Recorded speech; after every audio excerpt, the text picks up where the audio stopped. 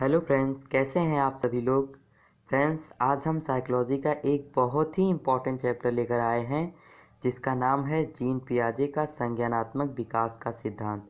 अगर मैं बात करूं सीटेट की, यूपीटेट की या जितने भी ऑल अदर टीचिंग एग्ज़ाम हैं जिसमें साइकोलॉजी पूछी जाती है, इस चैप्टर में से 2-3 या इससे भी ज़्यादा क्वेश्चन हर एग्ज़ाम में ज़रूर पूछे जाते हैं। तो ये आपके लिए बहुत ही मोस्ट इम्पॉर्टेंट चैप्टर है। तो चलिए जान लेते हैं इसके बारे में। दोस्तों, बालक के संज्ञानात्मक विकास के बारे में जानने से पहले हमें ये जान लेना चाहिए कि संज्ञान होता क्या है, संज्ञान का मतलब क्या होता है। तो दोस्तों देखिए, बालक का संज्ञानात्मक विकास। संज्ञान शब्द संस्कृत भाषा के 2 शब्दों सम धन ज्ञान से मिलकर बना है। सम का अर्थ है साथ साथ, जबकि ज्ञान का अर्थ है जानकारी होना। बालक अथवा व्यक्ति के द्वारा स्वयं को और संसार के लोगों को, संसार की वस्तुओं को जानने, समझने, निरीक्षण करने, परीक्षण करने, तर्क करने, सीखने आदि सम्मिलित प्रक्रिया को संज्ञान कहते हैं।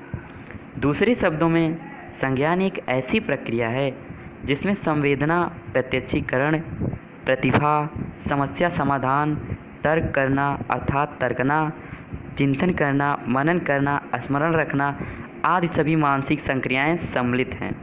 संज्ञानात्मक योग्यता अर्जित योग्यता है। बालक के समाजीकरण के साथ संज्ञानात्मक विकास होता है।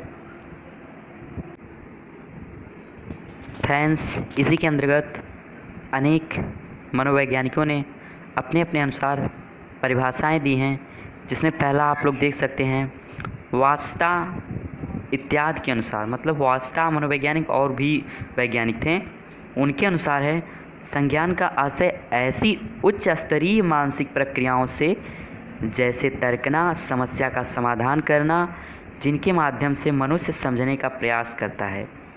तो दोस्तों, वास्टा के अनुसार ये परिभाषाएं हैं। और अगली परिभाषा है स्टार्ट के अनुसार समझ एवं प्रभाविकता के साथ कार्य करने, बाह्य पर्यावरण के साथ सुविधाजनक ढंग से व्यवहार करने की योग्यता ही संज्ञानात्मक विकास है। सैफर एवं किप के अनुसार है दोस्तों, संज्ञानात्मक विकास का आशय बच्चों में समय से होने वाले मानसिक विकास, मानसिक योग्यता से है। दोस्तों, जीन पियाजे का संज्ञानात्मक विकास का सिद्धांत। दोस्तों, ये मैं एक नोट से आप लोगों को पढ़ा रहा हूँ, बता रहा हूँ। आप लोगों को अच्छा लगे तो ज़रूर बताइएगा कमेंट में। दोस्तों, आगे देखते हैं। जीन पियाजे स्विट्ज़रलैंड के प्रसिद्ध मनोवैज्ञानिक थे। दोस्तों, जब भी आप यूपीटेट या फिर सीटेट का एग्ज़ाम देंगे या फिर जो ऑल अदर टीचिंग एग्ज़ाम से रिलेटेड एग्ज़ाम है, उसमें ये क्वेश्चन आता है अक्सर कि स्विट्ज़रलैंड के, मतलब जो जीन पियाजे हैं, वे कहाँ के मनोवैज्ञानिक थे और वो किस चीज़ के मनोवैज्ञानिक थे। तो दोस्तों, आप लोग देख सकते हैं जीन पियाजे स्विट्ज़रलैंड के प्रसिद्ध मनोवैज्ञानिक थे। वे प्राण विज्ञान अर्थात जीव विज्ञान के प्रोफेसर थे। उनकी यह जानने की बहुत ही रुचि थी कि बालक में बुद्धि का विकास किस प्रकार होता है। इसके लिए उन्होंने अपने ही 3 पुत्रों पर प्रयोग करते हुए उनके मानसिक विकास से संबंधित संक्रियाओं का सिंहावलोकन मतलब होता है बारीकी से जांच करना, किया।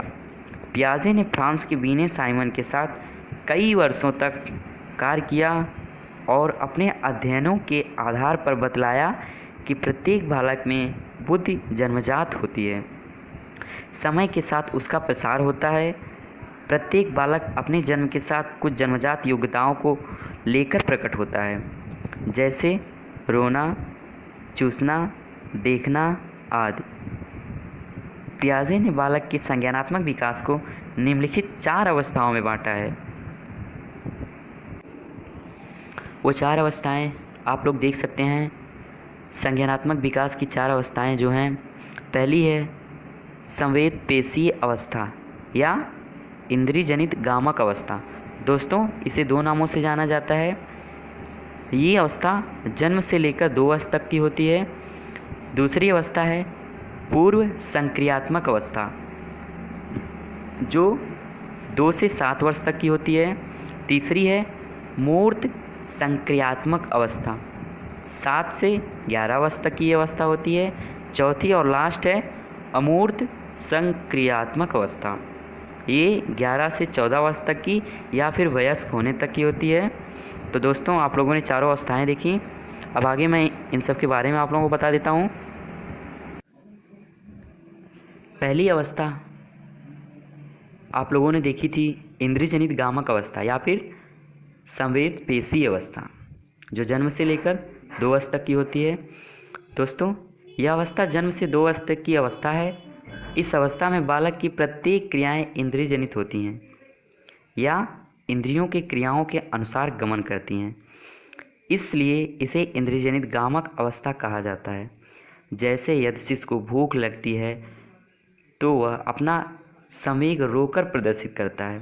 यदि शिशु को किसी वस्तु को दे दिया जाए या उसका प्यारा खिलौना दे दिया जाए तो वह हंसने लगता है, क्योंकि ये अवस्था जो होती है उसकी इंद्रियों की बात किया जाए तो इंद्रियां आप लोग जानते ही हैं, आँख, नाक, कान, त्वचा, जीभ, ये 5 इंद्रियां हैं।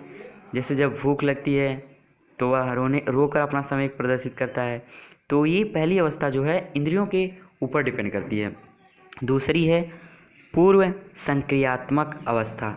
इस अवस्था को पियाजे ने 2 अवस्थाओं में विभाजित किया है। पहली है पूर्व संप्रत्यात्मक अवस्था, दूसरी है अंतःदर्शीय अवस्था। पहली जो पूर्व संप्रत्यात्मक अवस्था है, इसके बारे में जान लिया जाए। इस अवस्था को पियाजे ने 2 से 4 वर्ष तक का माना है। इस अवस्था में बालक जो कुछ सोचता है, जो कुछ देखता है तथा जो कुछ उसे बताया जाता है, सबको वह सही मानता है। इस अवस्था में बालक सबसे अधिक अनुकरण विषय सीखता है। पियाजे का मानना है कि 4 वर्ष का बालक निर्जीव वस्तु को भी सजीव मानता है। दोस्तों, ऐसा क्वेश्चन आ सकता है कि ऐसी कौन सी अवस्था है जिसमें बालक निर्जीव वस्तु को भी सजीव समझता है।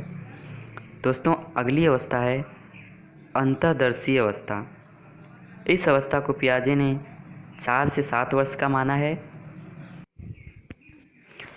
इस अवस्था में बालक धीरे धीरे अपने आसपास के बारे में जानने लगता है। इस अवस्था में बालक को जो कुछ बताया जाता है उसे वह ज्यों का त्यों अनुकरण या अनुसरण नहीं करता। धीरे धीरे वह अपनी भाषा को समझने लगता है। अब वह अपने अंतः मन से सोच समझकर निर्णय लेने लगता है। दोस्तों, इस अवस्था में बालक को जो कुछ भी आप जैसे का तैसे बताएंगे तो वह उसे नहीं मानेगा। कहने का अर्थ है थोड़ा समझदार हो जाता है और समझ बूझ कर ही निर्णय लेता है। तीसरी अवस्था है मूर्त संक्रियात्मक अवस्था। इस अवस्था को पियाजे ने 7 से 11 वर्ष का माना है। इस अवस्था में बालक में चिंतन करने, तर्क करने, समस्याओं का समाधान करने आदि क्षमताओं का विकास होने लगता है। इस अवस्था में बालक 2 वस्तुओं या 2 व्यक्तियों के संबंधों को जानने लगता है। इसके अलावा बालक 2 वस्तुओं या 2 व्यक्तियों की समानता या असमानता को पहचानने लगता है।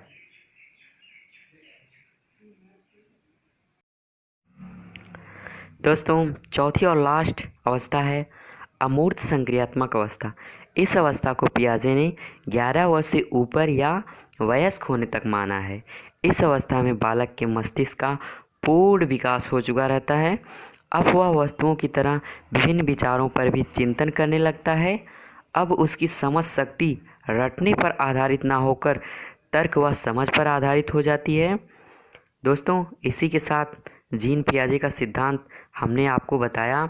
अगर हमारी वीडियो आप लोगों को अच्छी लगी हो तो लाइक, शेयर, कमेंट करिएगा और चैनल को सब्सक्राइब करना ना भूलिएगा। जब तक के लिए मैं आप लोगों के लिए दूसरी वीडियो ना लेकर आऊँ, तब तक के लिए नमस्कार।